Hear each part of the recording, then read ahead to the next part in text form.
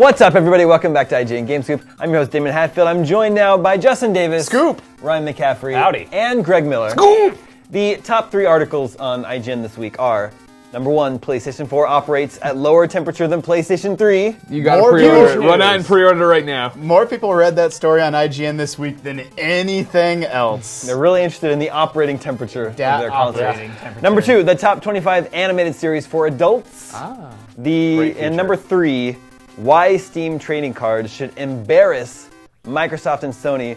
Written by our own Justin P. Davis. Justin Davis. Justin Plinkus Davis. Give us the Cliff Notes version of your article. Summarize it for us. Sure. So Steam came out with Steam trading cards, and by playing Steam games, you will get card drops randomly, and they're added to your Steam inventory. If you collect all the cards for a game, you're able to redeem them and get rewards, things like profile backgrounds that are related to that game, or like if you played a lot of Super Meat Boy, you might get like a Meat Boy emoticon that you could use in the Steam chat.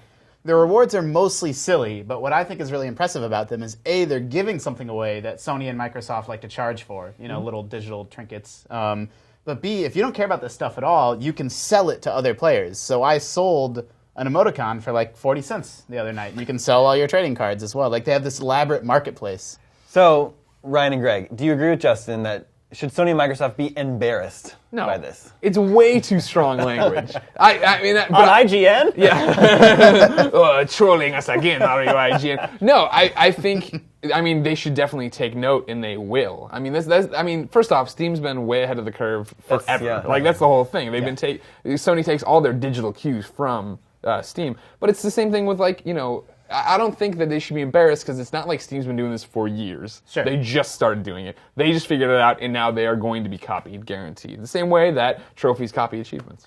Yeah, I think Sony and Microsoft are more than happy to let Valve test the waters and pave the way, and then they'll swoop in and put some fancy name on it. And look at this cool new thing we're doing. Yeah, exactly, all right. Yeah, I mean, and that was, I'm very happy with that article. I stand by it. If there were something I would have changed or would have liked to have thought a little bit more about is I don't mention that Sony has tested the waters a little bit with the trophies, what was it called, Greatness? Yeah, Greatness Awaits campaign, they just did. And that's not a permanent thing, but on a temporary basis, based on your trophy level, you could win, things that were in the commercial. Yeah, basically they did the Greatness Awaits ad with all these different references, and then they took all the costumes from that, put them on a website, and you could bid based on the gold trophies you had on your profile. That plus Microsoft, although they do charge for lots of silly avatar items, you can get, if you get an achievement in a game, you might get a profile picture or something like that. Yeah, they have unlockables now, And my profile picture is actually a Pac-Man Ghost from Pac-Man CE that, I got free for playing the game. Well, that was...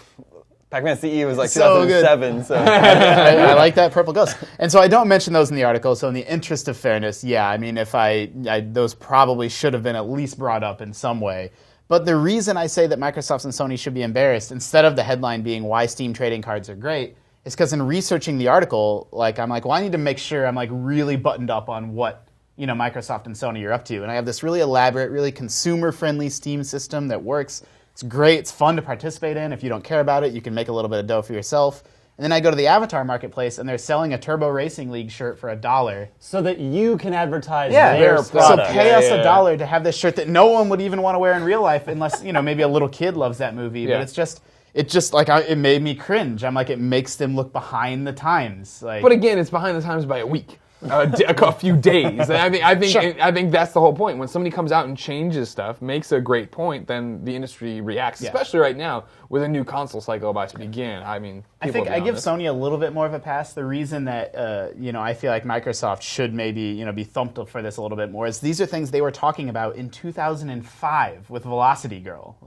When I bring this, remind us of this. I'm surprised how many people don't remember this because to me, I guess I was at that press conference, and so who could forget. I was going to say the hit Velocity Girl. How could we forget? So this is before the Xbox 360 came out. They were talking about the Xbox Marketplace, and now the Marketplace seems commonplace, right? Everyone buys everything from it; it's normal. But before the 360 came out, when you're coming from the original Xbox, that was a big. What is this magic? Every game's gonna have a demo, and that was a big deal. And so the Velocity Girl was some hypothetical gamer that might not even play games, but like for a skateboarding game, she might design graphics, she might design skateboards or even design whole skate parks and then sell those to people. That did sort of come to fruition, but only in one franchise, Forza. Yeah, with the paint schemes that people spend hours doing amazing work with. And then you can only sell them, but not for real money, for Forza money. For in-game Forza money. And so that was like, this is something that they talked about as something like you'll be able to do this on the Xbox Marketplace. And so they were thinking about this 8 years ago, and then 8 years later, Valve kind of beats them to it. And so it's kind of like, well, and it's really successful. Like it's going very well. Right, but part of that I think is also the market you are targeting. Sure. You know what I mean? The Xbox, the Xbox and the PlayStation, a console fan base is a little bit more general and more spread out, whereas a PC gaming, you make the commitment to buying a PC rig, you are a hardcore gamer, and you're totally down to get on there and sell things and do this and do I don't know if that's true, because everybody has a PC, and it's so easy. Anyone could just download Steam, and then you've got. But there's so many games that just can't. I mean, you can't match the specs on it. Anyone can play Bejeweled, I know. Yes, but there are there's a list of there's people that have Chromebooks and other computers of this nature that aren't very powerful. Or a netbook computer, for example, that you can play FTL. You can play there's a list of games that are on Steam that you can play. Sure, and I get that, but again, I don't think the general market is going. Oh, FTL, yes, I've heard of this. I want to jump right on this. Yeah. I think it's a very, very complex problem, and so there's. What's the problem? I mean, anytime you're dealing with real money, that's a big deal. That's very complicated. Your system has to be more secure, because people can. I don't know how much money's worth of stuff in my Steam account that if I were hacked, I've lost monetary value now that I didn't lose before. People are also making money. I think if you sell a certain amount of stuff on the Steam store, they need your social security number because that's income. Right. The tax man will come after you. I think that's true. And I think that's a headache that Sony and Microsoft just aren't interested in dealing with. Right. But okay, so it doesn't even have to go that far. It doesn't have to be people can make real money, right? Sure. I just like the incentive of play a game a lot, unlock some stuff. Sure. If you're not into it, trade it to other people for other in-game items. Right. What I really like about this most is that it's a player-to-player economy, and that's the big difference. Some people are like, "What's the big deal? You can buy these backgrounds in this, and you can buy backgrounds on Sony." But the difference is it's Sony selling you those backgrounds, and here it's one user saying, "I have this thing. Does anybody want it?" And then it lets the market decide what it should be worth. The Craigslist of digital marketplace. And then Steam takes 5%.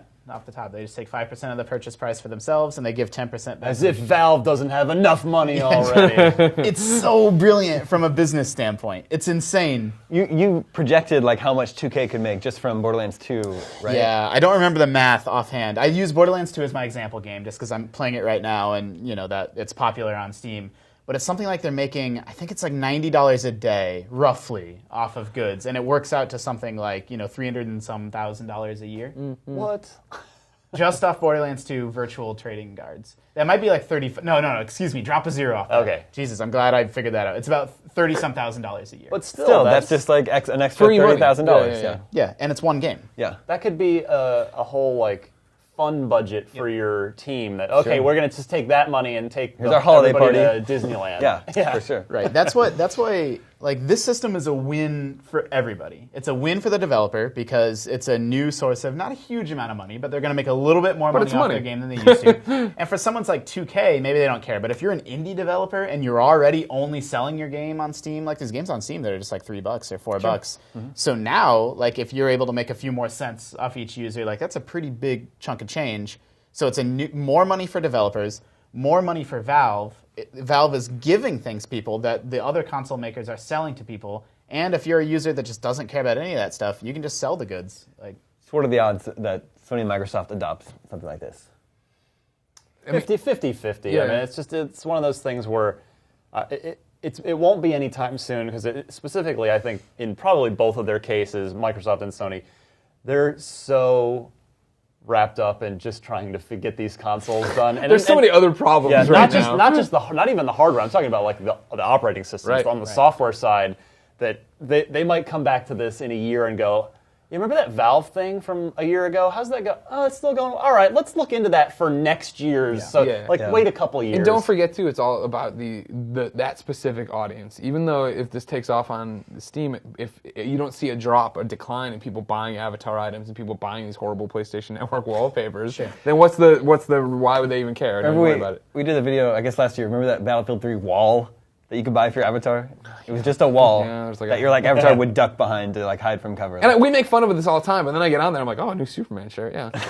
And then Did you buy that a dancing Stay Puft Marshmallow Man. Yes, I bought all of this. Yeah. Okay, I mean, so a dancing Stay Puft Marshmallow Man seems a lot cooler than a Turbo T-shirt, right? Sure. There's little varying things degrees. that, okay, that's me. That's what I want. The reality here is that, it's super easy to sit here as, an IGN editor and say Microsoft and Sony, you're behind, you got to get on the ball. But the reality is anything that deals with real money is incredibly complex and complicated. And that's a business that they're not in right now. They would need to hire new people with new expertise on how, player-to-player, peer-to-peer marketplaces work and how to keep it legal. And also, something to keep in mind, too, is besides just the trying to get their software done, Microsoft and Sony are, a friend of mine put it to me well, they move like tanks, very slowly, whereas Steam is Valve is a much more nimble, agile company that can be like, all right, let's try this out and see how it goes, whereas Microsoft and Sony, it has to go through 7,000 people first and